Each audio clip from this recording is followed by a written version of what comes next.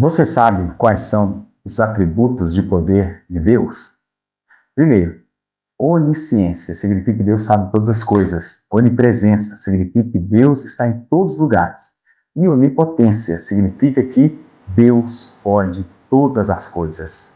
Em Jeremias, a Bíblia diz que o Senhor pergunta e diz: acaso haveria alguma coisa demasiadamente grande para mim?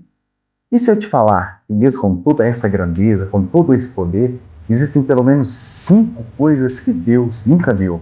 Ficou curioso? Então vem comigo nessa jornada, porque teologia é show! Fala pessoal, Deus abençoe a todos, Pastor Roberto aqui, hoje com mais um vídeo aí no nosso canal, para poder abençoar a sua vida, para poder te orientar, te ajudar na sua caminhada cristã. Hoje nós vamos falar sobre 5 coisas que Deus nunca viu. Olha que legal. Muitas pessoas acham que chegaram ao limite, que seus erros são grandes demais, que seus problemas não têm solução e que suas vidas não podem mudar. Hoje você vai entender que não há situação maior do que o poder de Deus. Primeira coisa que Deus nunca viu, um homem que ele não possa amar.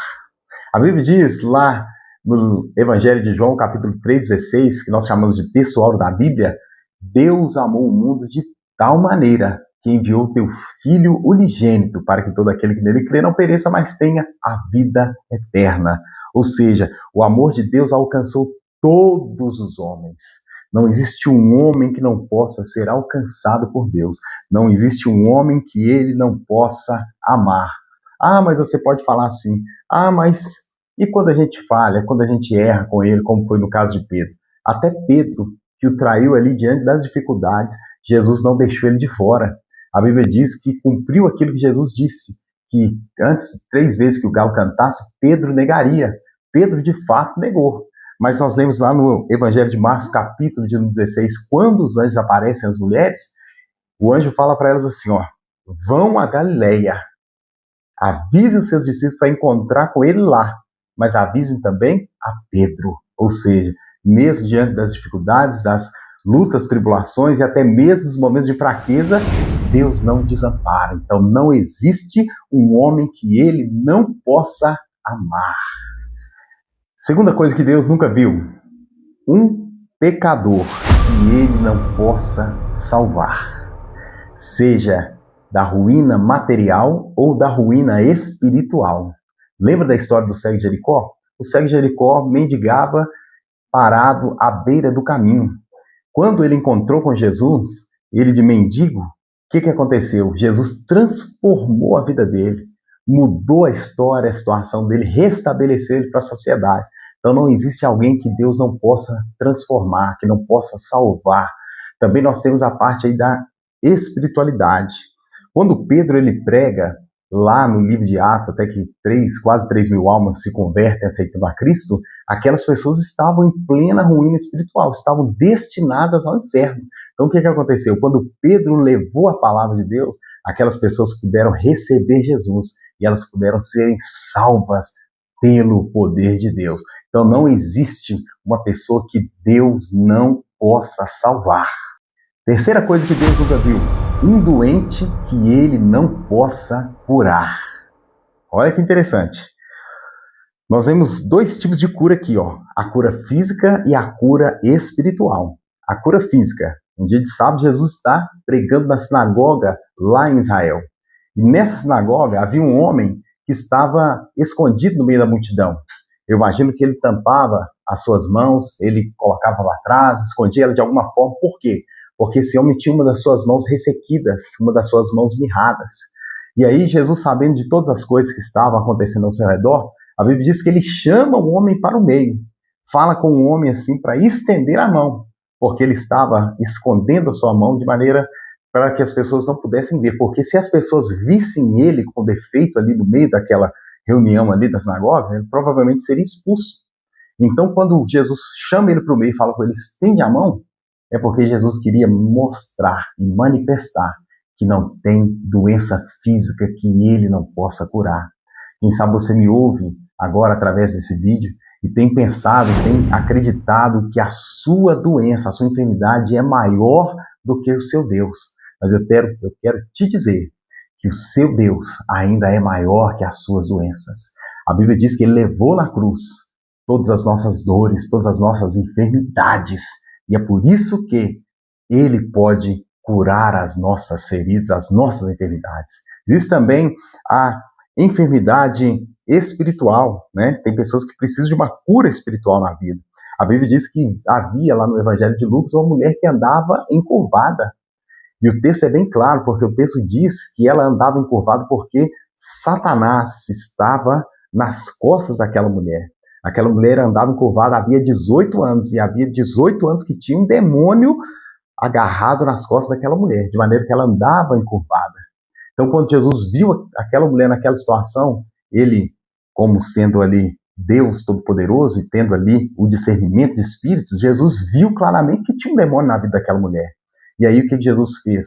Arrancou aquele encosto, arrancou aquele demônio, a mulher se endireitou e Deus deu para ela vitória naquele momento tão maravilhoso. Então guarde aí, não existe um doente que ele não possa curar. Quarta coisa que Deus nunca viu, um problema que ele não possa resolver. Olha que interessante. Vou de novo focar aqui, problemas materiais e problemas impossíveis aos homens, né, de natureza espiritual. Então veja bem, Jesus, certa ocasião, ele, depois de pregar com seus discípulos, ele entrou no barquinho com os discípulos e atravessou para o outro lado do mar da Galileia. Veio uma tempestade de tal maneira que o barco sacudia, a água entrava dentro do barco e os discípulos começaram a ficar preocupados, porque os discípulos acharam que aquilo ali seria para a morte deles. Mas o que aconteceu? A Bíblia diz que eles despertaram Jesus, porque Jesus estava cansado, havia dormido. Jesus levantou-se, ergueu a sua voz e disse ao vento e ao mar: aquieta-te, acalma-te. Naquela hora, aquele problema que aos olhos dos discípulos era impossível de resolver, o que Jesus fez? Jesus trouxe grande bonança. Qual que é o seu problema? Qual que é a sua dificuldade? Não sei qual é, mas Deus sabe. E Deus está te dizendo: vou trazer bonança, vou trazer calmaria a essa tempestade da sua vida. Outra coisa aí que a gente acha interessante também, um problema que seja impossível aos homens. Eu imagino Jesus vindo com a caravana da alegria e lá da cidade de Naim saindo a caravana da tristeza para enterrar o único filho daquela viúva. O marido já tinha morrido, agora o filho também morre. O que acontecia naquela cultura? Quando o marido morria, a responsabilidade da mãe da casa ficava a cargo do filho mais velho. Quando o filho mais velho morria, como naquela época não tinha previdência social, não tinha aposentadoria, não tinha nenhum benefício para as viúvas, o que sobrava para aquela mulher? Mendigar, pedir o pão nas ruas, vender-se como escrava ou vender-se como prostituta. Eu imagino ela batendo no peito junto com as carpideiras que ao longo daquele caminho choravam diante do caixão, batendo no peito e pensando: o que eu vou fazer? Eu vou mendigar? Eu vou me vender como escrava? Vou me prostituir? Tudo isso passava na mente dela. Só que quando ela vai saindo da cidade de Naim, que Jesus vai chegando, Jesus para aquele cortejo fúnebre. Jesus toca no esquife, manda o jovem ficar de pé. E aquilo que parecia impossível para os homens, não é impossível para Deus, porque para Deus tudo é possível.